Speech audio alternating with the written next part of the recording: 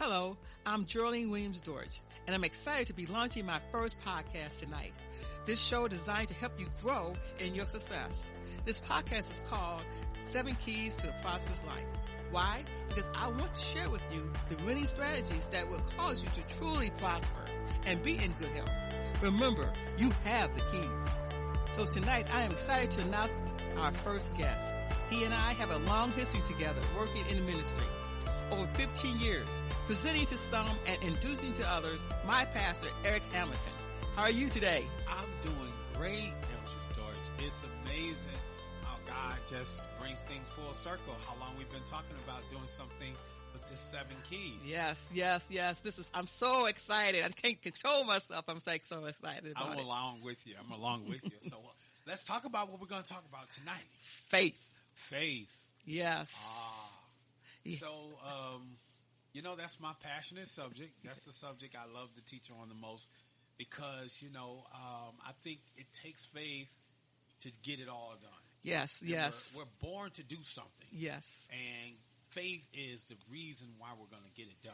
Yes, we have faith in so many things. We don't even realize how much faith we have in things. We have faith with the weatherman. Think about that. If every day we turn our radios on or turn our TV on to see what is the weather's going to be today. Now, he's just like us. He went to school, but he's just like us.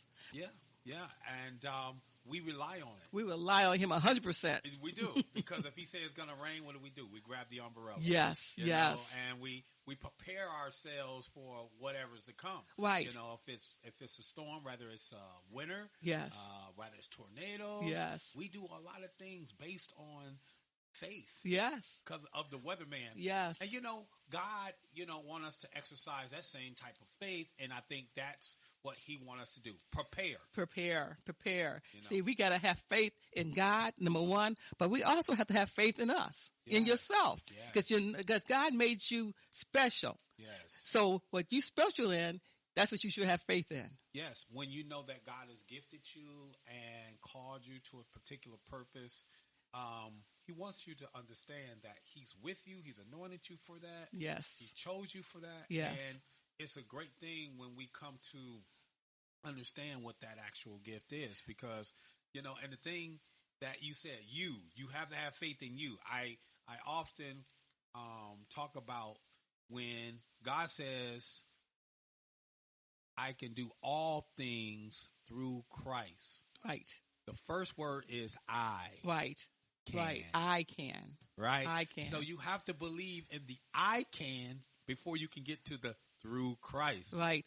And you can't let anyone else tell you what you can't do. That's right. Because they don't have your gift. They don't have your calling. They don't have anything. They have their own journey. And people sometimes don't realize they mean well. They mean well. They don't want you to get hurt. They don't want this and that, but that's not their calling. It's yours. And you are so special. God made you special. That's so true. I think that every spectacular thing that's ever happened, someone said it couldn't. Yes. And when you think about the Wright brothers, when you think about Disney, you think about all of these successful stories, and these stories are there to inspire us on just the very fact of don't listen to people over God. Because when God is talking to you about the things he wants you to do, he's saying, it might not work for them because I didn't call them to do it. Right. I called you to do it. That's right. And it makes a big difference when God has called you to do it. Yes. You got to believe it in your heart. Right. That there is that assignment is actually what God wants to do through you. And it doesn't have to necessarily be anything connected to something that's just spiritual. Yes. But it's about manifesting something great. People need, helps people, serves people. Might be an invention. Yes. It might be a book. It might be a song. Yes. It might be a business. Might be a practice. Yes.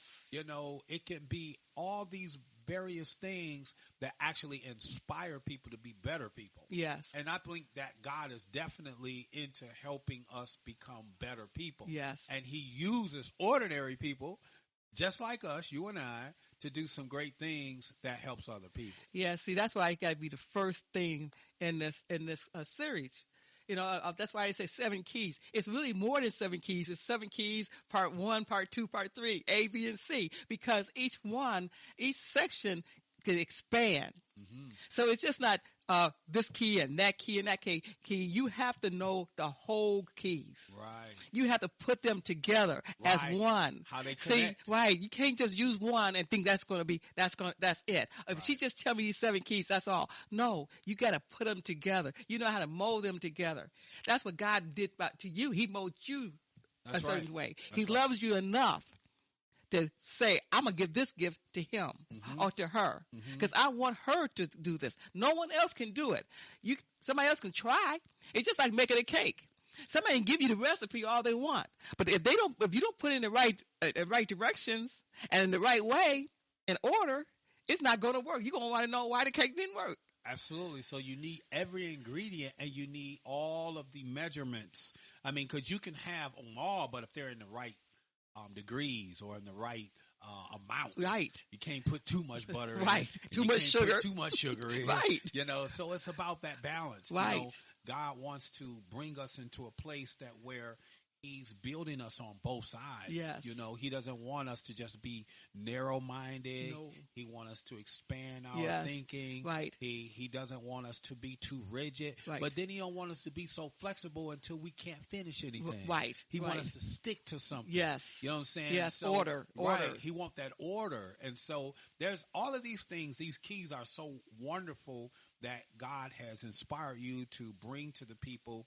And where number one, we want to talk about believing God has great things for you. Yes. Because why do you need any keys if you're not going to open any doors? Right. You need those doors. You need those keys. You need the keys. Otherwise, you're going to have a hard time getting through it. Right. Exactly. And in order for you to want keys, you got to want to open the door. Yes. You got to have some faith that something's behind it. Yes. That you're not.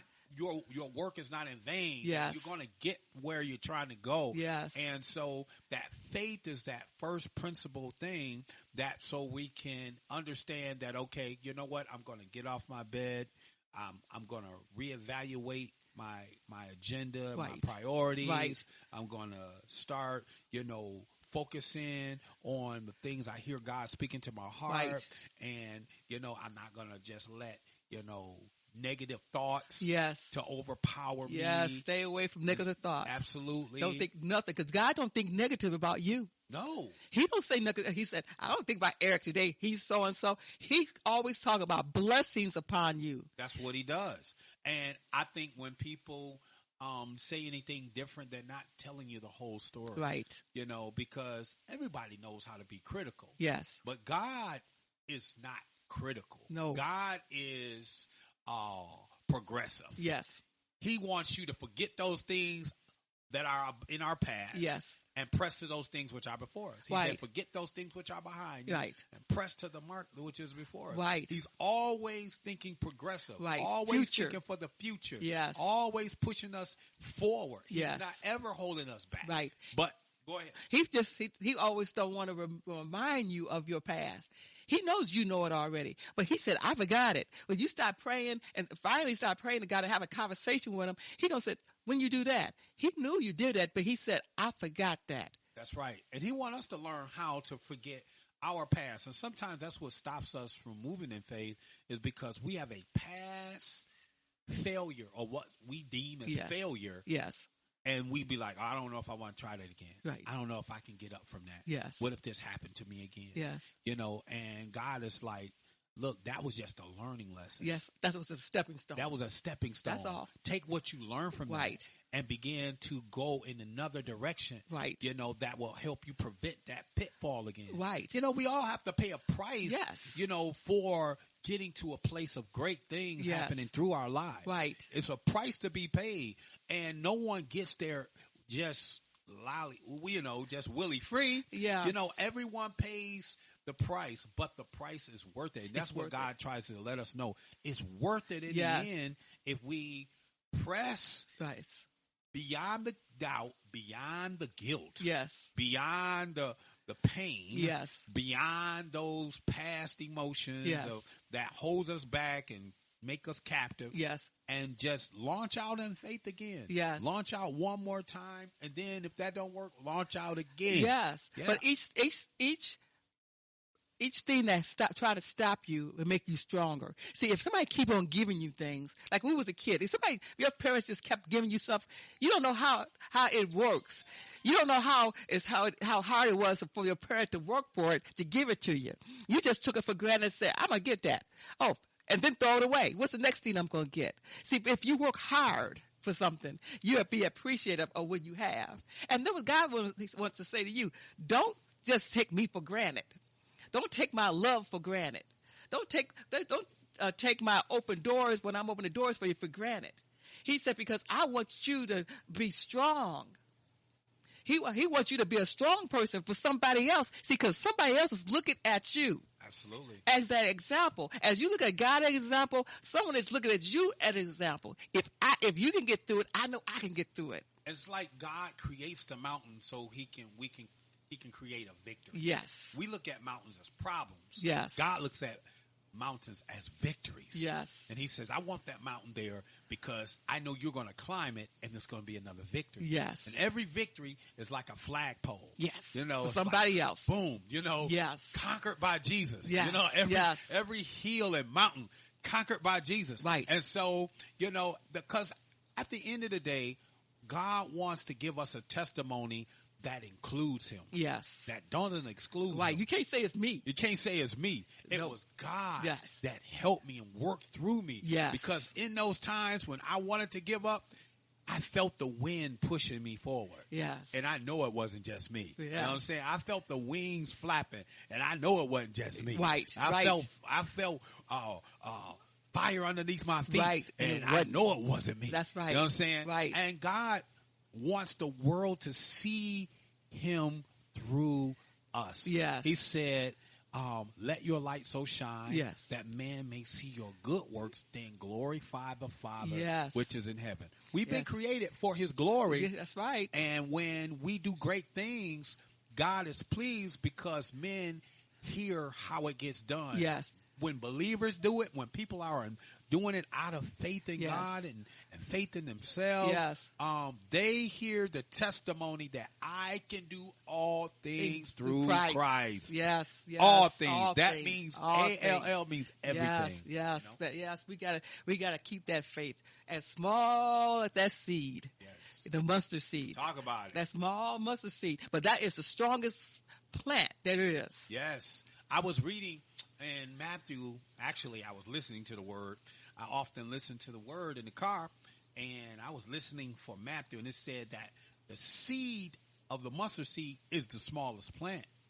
But that smallest plant produces the biggest tree. Yes. And when that small plant produced that biggest tree, it said, and that's where all the birds come and lodge in those big trees. Right. And it gives life. Yes. So what God wants to do through our faith is to produce life for those who are around and need to be able to be inspired. Yes. You got to inspire someone. I love being that kind of person. Don't you? Me too. Me too. Because I know when these 7 keys is part of my life. I've used these keys. That's right. I'm just not talking about it. I experienced it all. You know, that everyone has bad times, good times. In my bad times and good times, I had faith in God. That he would make a way. Right. And then I got to use that faith and start working with it. I just can't say I got faith in God and just sit back. That's right. There's nothing to get done. God said, I gave you the instruments already. Yes. He said, I already got the book open for you so you can read it and tell you which way to go. Now, if you don't want to go, you just can't sit there and say, oh, the door is going to be open in a minute. Mm-hmm. The door will never open because you is not there to open it, turn that knob. So our first key is simple faith. Faith. Get up and believe. Yes. Try again. Believe again. Yes. Don't give up. Don't throw in the towel because the next 6 keys are going to help you get to your goals. Yes. Right? Because faith is the first thing. Yes. And the Bible lets us know in 11:1 in Hebrews, faith is the substance of things hoped for. If you got any hopes, you're going to need faith to get started. You know, faith starts every dream. Faith is the substance of things hoped for. That means those things you are hoping for in your future. Yes. Faith is the beginning and the seed of that dream coming to pass. Yes. I'm having a great time tonight. But I want to tell you about our website that you want to get a hold of us. The website is 7keys.org. Our email is 7keys7, that's the number 7, at Comcast.net. And our website, just open it up. Send us a message. I'll be glad to hear from you. Nothing negative now, but I'd like to hear from you. So the next time, which is going to be on Friday at 6 p.m., I will be back on and start talking about another key. But I'd like to hear from you. So if you have a question, I can answer that question. So see you again. Remember, you have the keys. Good night. Good night.